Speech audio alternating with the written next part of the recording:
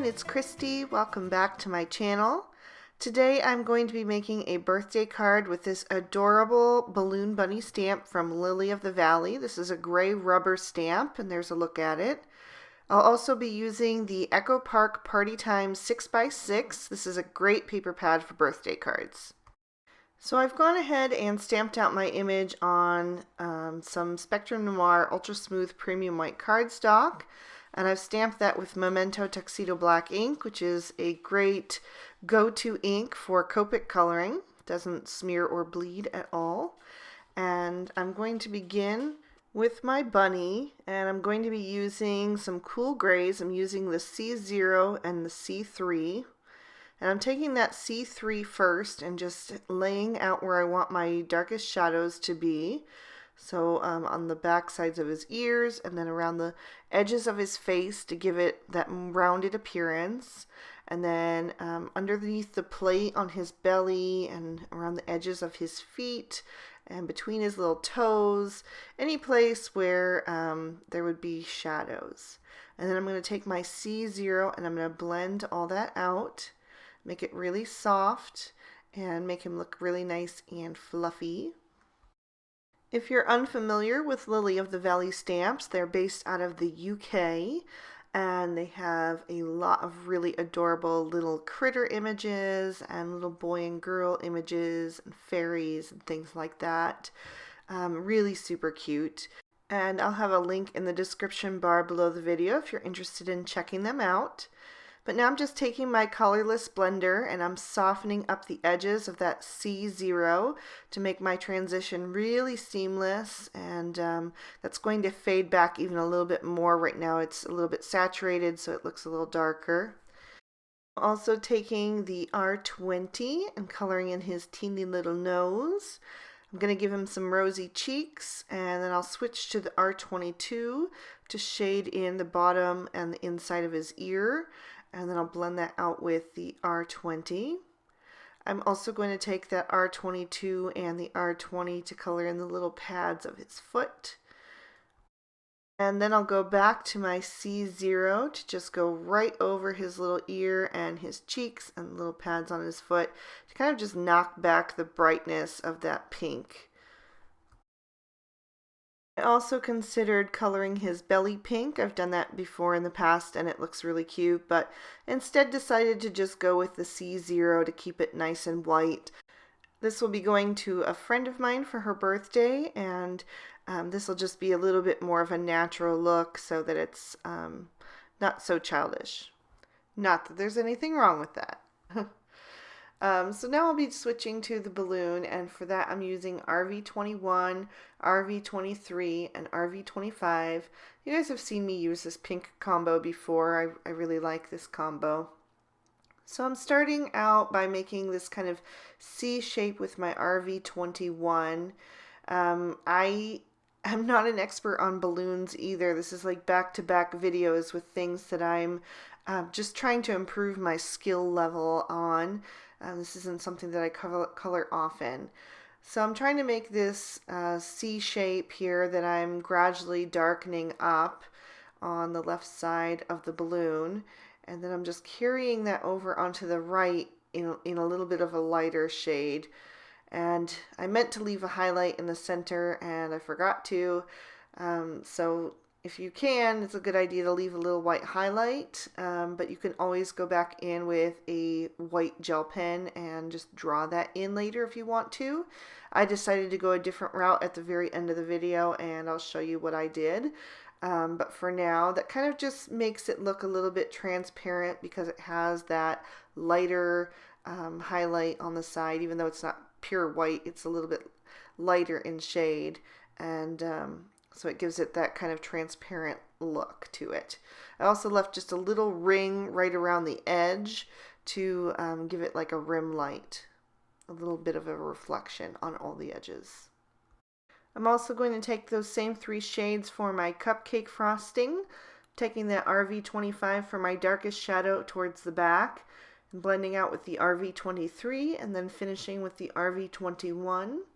And I just added an extra touch of that RV23 to blend that transition a little bit better. Now I'll be switching to some cooler colors. I'm using my blue-greens.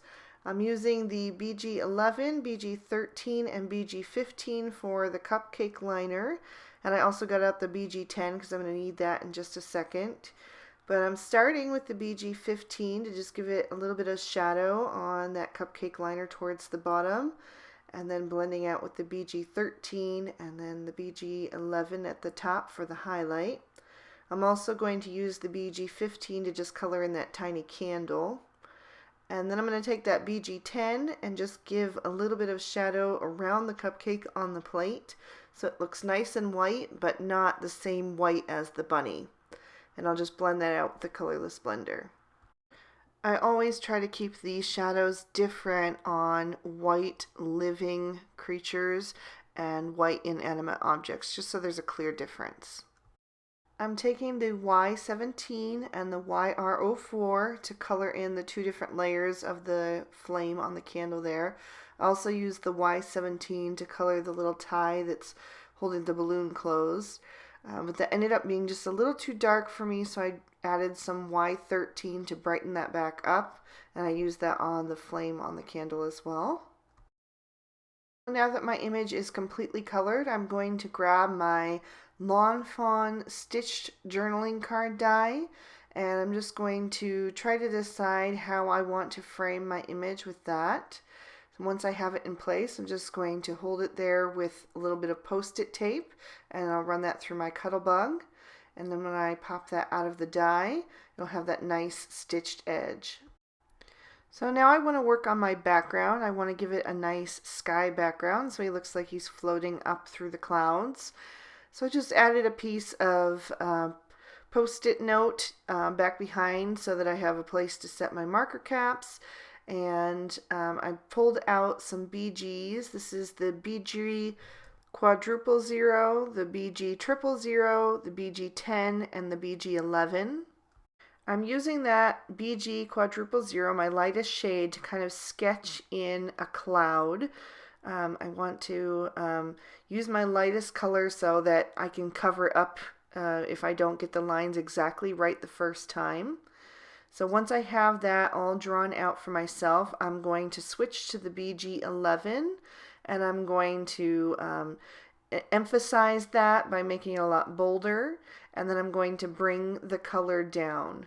And I'm just going to begin to color that whole background in at the top portion. I'm going to be doing a gradient effect with the darkest color close to the cloud bottom, and then I'll fade off towards white as I get towards the bottom of our focal panel. So now I'm switching to the BG10, and I'm just going to catch the edge of that BG11. I'm going to overlap that a little bit so that I have a nice smooth transition, and just continue bringing that color down across the focal panel. Now I'll take that BG triple 0 and again just repeat that step so that I have that nice gradual fade, and just bring that equal on both sides of our image there, of our little bunny. And then I will take the BG quadruple 0 and bring that down just a little bit farther. And again, I'm going to leave that white space at the bottom to suggest that there are more clouds below him, but they're further off in the distance and out of focus. And to help me achieve that look, I'm also going to take my colorless blender. I'm going to use the chisel nib, which I don't use for too many things, but it is good for when you want to put down a lot of color at once. So I'm going to take that and just fade off that BG quadruple 0. And then I'm going to switch to the chisel nib of each of those 4 colors that I previously used. And I'm going to just blend those really well, going back over each of those 4 colors until I have a really smooth transition and a really nice gradient. So our shape at the top, you can definitely tell it's a cloud, but it's kind of flat compared to the rest of our image. It doesn't have any shading on it. So I'm going to fix that now by taking my C0, and I'm just going to add a little band of shading, and I'm leaving a little space. Again, it's like a rim light like I used for the balloon. And then I'm just going to go right over both edges of that C0 with my colorless blender and really fade that off until it looks really nice and fluffy and natural. It just pulls the whole image together. And there's a better look at that. I hope the camera picks it up and you can see what I mean. So our card base is a piece of MFT's snow cone cardstock, scored and folded to a standard portrait style card, which means it's 5.5 tall by 4.25 wide. I'm going to glue my first piece of pattern paper flat to my card front with some Tombow Mono Multi-Glue, and I'll just smooth that into place. Then I'm going to take this really cute little cupcake strip, which I thought would go perfect with our image, and I'm going to glue that down to the left side of the card, just making sure that that's straight using my grid mat. And then I'll take my last piece of pattern paper here, and I'm just going to glue that towards the center of the card, just overlapping those other prints a little bit. I have stamped my sentiment and die cut that with an MFT die. This came in one of the blueprints. I think it was blueprint 29. And I adhered that to the edge of my focal panel with a little bit of sticky strip. Then I'm going to take some Scotch 3M foam tape and I'm going to put a generous amount on the back. I like to really make sure that my cards are going to make it through the mail and that my focal panel isn't going to cave at any point. So I'll also put a little bit behind that sentiment tag, and then I'm going to flip that over and line that up so that my pattern paper peeks out more at the bottom than the top three sides, just because I love that balloon print so much. And there's that die that I used. That's one of the tabs that came with that Blueprints die, and I'll have that linked in the description bar below as well. It has that nice little stitching detail on the edge. For the inside of my card, I'm taking the Mama Elephant Carnival Toppers stamp set and some Lawn Fawn Merman ink. I'm inking up my sentiment that says, "Happy birthday, have your cupcake and eat it too," which I thought went really well with our little image with the bunny holding the cupcake on a plate. I'm also going to take this solid balloon image and I'm going to stamp this 3 times on the card. And I wanted this one to go off the edge, so I just grabbed my Post-it note paper and masked off the crease. And that ink looks splotchy at first, but it will dry much smoother as it soaks into the cardstock. As a finishing touch, I'm going to take some Lawn Fawn Crystal Stickles. This is my favorite color of stickles. I think it matches so well with everything. And I'm going to add a little bit to my cupcake here, to the frosting, and to the candle. And then I also decided to add a little bit to the balloon. So I just dab a little bit out and then use the nozzle to kind of move it around so it doesn't get too thick. So I think sparkle is always fun on a birthday card. I'm also going to take a bit of enamel accents. This is the black, and I'm going to squeeze a little bit out onto a scrap piece of paper. And then I will take the sharp end of my pick-me-up tool and use that to just dab a little bit of that enamel accents over the bunny's eyes to make them nice and bright and shiny and just really bring him to life. And that's going to complete our card today. I hope you guys can see all that shimmer and shine. I think it's super cute. So thank you so much for watching. Please give it a thumbs up if you enjoyed.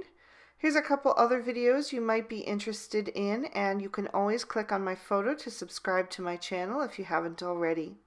I hope you all have a wonderful day, and I'll see you in another video soon. Bye-bye!